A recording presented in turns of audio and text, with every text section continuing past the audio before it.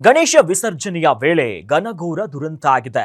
ದೊಡ್ಡಬಳ್ಳಾಪುರದಲ್ಲಿ ಪಟಾಕಿ ಸ್ಫೋಟಕ್ಕೆ ಬಾಲಕ ಬಲಿಯಾಗಿದ್ದಾನೆ.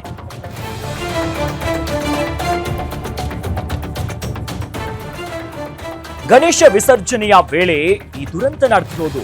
ದೊಡ್ಡಬಳ್ಳಾಪುರದಲ್ಲಿ ಪಟಾಕಿ ಸ್ಫೋಟಕ್ಕೆ ಬಾಲಕ ಬಲಿಯಾಗಿದ್ದಾನೆ. ಜೊತೆಯಲ್ಲಿ ಭದ್ರತೆಯಲ್ಲಿದ್ದಂತಹ ಕಾನ್ಸ್ಟೇಬಲ್ ಸೇರಿ 5 ಗಾಯ ಆಗಿದೆ. ಪಟಾಕಿ ಸ್ಫೋಟದ ತೀವ್ರತೆಗೆ 15 ವರ್ಷದ ಬಾಲಕ ತನುಷ್ ರಾವ್ ಮೃತಪಟ್ಟಿದ್ದಾನೆ. ದೊಡ್ಡಬಳ್ಳಾಪುರಕ್ಕೆ ಹೊಂದಿಕೊಂಡಿರುವಂತಹ ಮುತ್ತೂರಿನಲ್ಲಿ ಘಟನೆ ಆಗಿದೆ. ಇನ್ನು ಘಟನಾ ಸ್ಥಳಕ್ಕೆ ಜಿಲ್ಲಾಧಿಕಾರಿಗಳಾಗಿರುವ ಎಬೆ ಬಸವರಾಜು ಭೇಟಿ ಕೊಟ್ಟಿದ್ದಾರೆ, ಪರಿಶೀಲನೆ ಮಾಡಿದ್ದಾರೆ.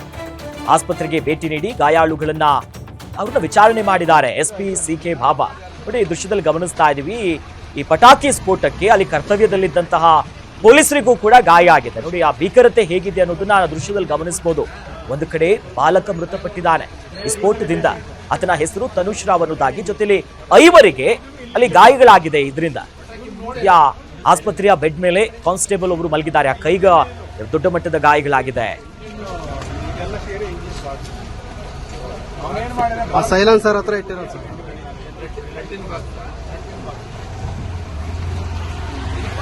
ಇಂಜಿನ್ ಇರುತ್ತಲ್ಲ,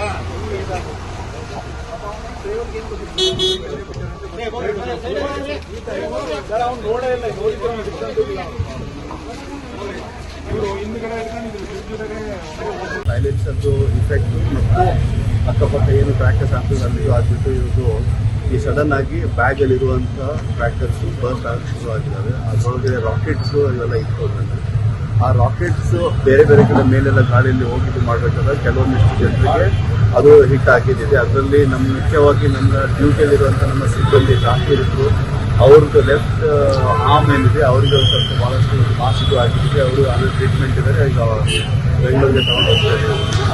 ಅದಾದ ನಂತರ 2 ಚಿಕ್ಕ ಮಕ್ಕಳು, ಒಬ್ಬ 12 year old ಬಾಯ್, ಅವ್ರದ್ದು ಡೆತ್ ಆಗಿದ್ದಿದೆ. ಯಾಕಂದರೆ ಅವ್ರದ್ದು ಈ ರಿಬ್ಸ್ ಹತ್ರ ಈ ರಾಕೆಟ್ಸ್ಗಳು ಹಿಟ್ ಆಗಿದ್ದು ಅವ್ರದ್ದು ಆ ಹುಡುಗದು ಡೆತ್ ಆಗಿದ್ದೆ. ಆ ಪ್ರಕಾರ ಅವ್ರದ್ದು ಒಂದು ಡೆತ್ ಆಗಿದೆ, ಕ್ಯಾಶುಯಾಲಿಟಿ 1.